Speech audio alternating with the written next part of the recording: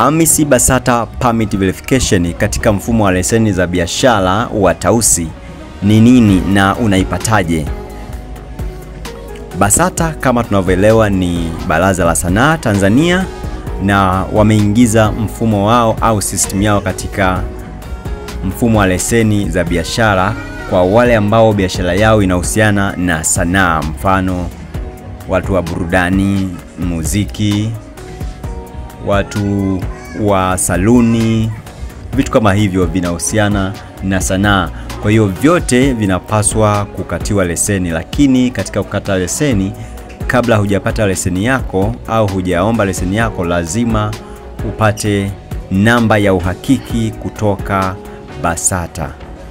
Sasa leo nitakuonesha namna ya kufanya maombi ya kupata hii AMIS BASATA Permit Verification. Ni kukumbushe kuendelea kwa pamoja nasi na usiache kusubscribe katika channel yetu ya Jack Media TZ.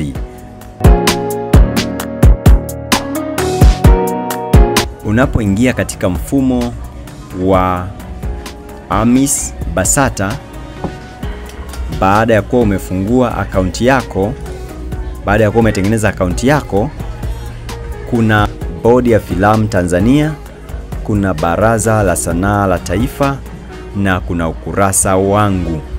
Sasa kwa sababu sisi tunasajili ili tupate permit verification, tutaenda kwa Baraza la Sanaa la Taifa.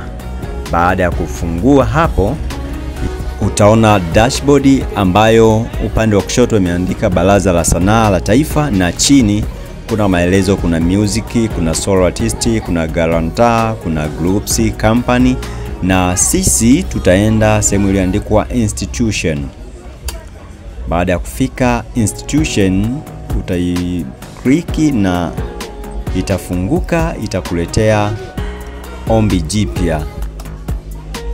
Kwanza kuna sehemu ya kusearch, lakini kwa sababu tunaomba ombi jipya la kupata uhakiki wa namba, tutaenda kwenye ombi jipya na itafunguka.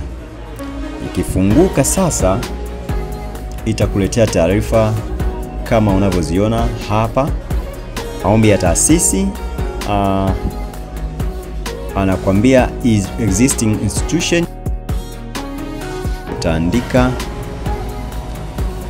hapana, utaweka majina yako kama yanavyoonekana katika NIDA yako au katika TIN namba yako, na utaweka namba ya usajili ambayo wewe utaweka TIN, utaweka barua pepe, utaweka aina ya taasisi. Aina ya taasisi utaandika wafanyabiashara na watumiaji wa kazi za sanaa, lakini kuna aina ya sanaa. Kwenye aina ya sanaa hapa ndipo utachagua kundi lilopo kutokana na aina yako ya biashara. Kama ni sofa, kama ni una design mavazi, utaweka sehemu inayokuhusu.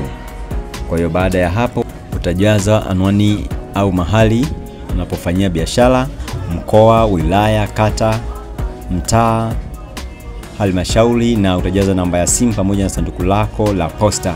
Kisha utaenda hifadhi, utahifadhi taarifa zako. Baada ya maombi yako kuwa yameseviwa, utaenda kwenye doti tatu hizo, na ukifungua utaona kuna angalia taarifa, kuna wasilisha, kuna rekebisha na kuna remove. Sasa sisi tutawasilisha. Baada ya kuwasilisha, itakwambia uconfirm na utasubmit. Baada ya kusubmit, itakwambia completely successful, na kisha ukienda tena hapo hapo kwenye zile doti tatu, utaona taarifa mbili zilizopo. Utaona kuna taarifa mbili ambazo ni angalia taarifa zaidi na view approval history. Kwa hiyo wakisha kuhakiki taarifa zako zikakubaliwa, utapewa taarifa zako hapo kwenye hii eneo, lakini ukifungua utaona hizi taarifa zilizoko hapo kama ulivyokuwa umezijaza.